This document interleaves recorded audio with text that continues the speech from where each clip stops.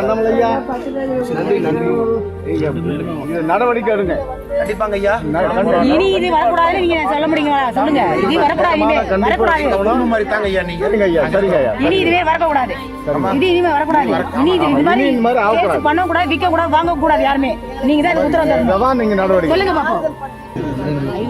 ஐயா, ஐயா அண்ணாமலை ஐயா, நடவடிக்கை எடுங்க கண்டிப்பாங்க ஐயா.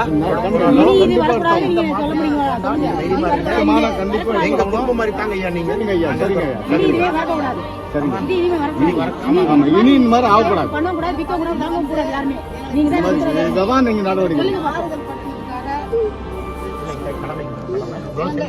எங்க துக்கத்துல நீங்க பகிர்ந்துக்கிட்டீங்க, அதுக்காக நான் நன்றி சொல்றேன். கண்டிப்பா இந்த ஆபத்து வரக்கூடாது. இருக்கிற பிள்ளைங்களை பாதுகாக்கணும். இருக்கிற பிள்ளைங்களை நீங்களும் பெரியவங்களா இருக்கிறீங்க, எல்லாத்தையும் சமாதானப்படுத்துங்க. சரிங்க சரிங்க ஐயா. பெண்கள் அதிகமா இருக்கிறாங்க. சரிங்க சரிங்க ஐயா, இது திரும்ப நடக்கூடாதுங்க. இந்த மாதிரி நடக்க பாருங்க.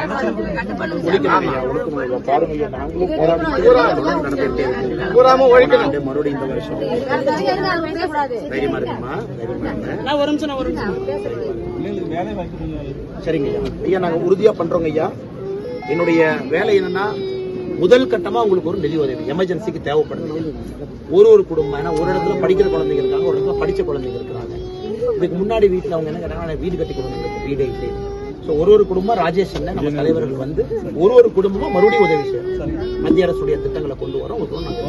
சரிங்களா? காலையில உள்துறை அமைச்சர் அமித்ஷா அவங்களே போன்ல என்கிட்ட பேசினாங்க. எல்லா குடும்பத்தையும் பார்த்துட்டு எனக்கு ரிப்போர்ட் கொடுத்தாங்க. நான் எல்லாம் மேல சொல்லிடுறேன். ஒரு குடும்பத்துக்கு உதவி. சரிங்களா?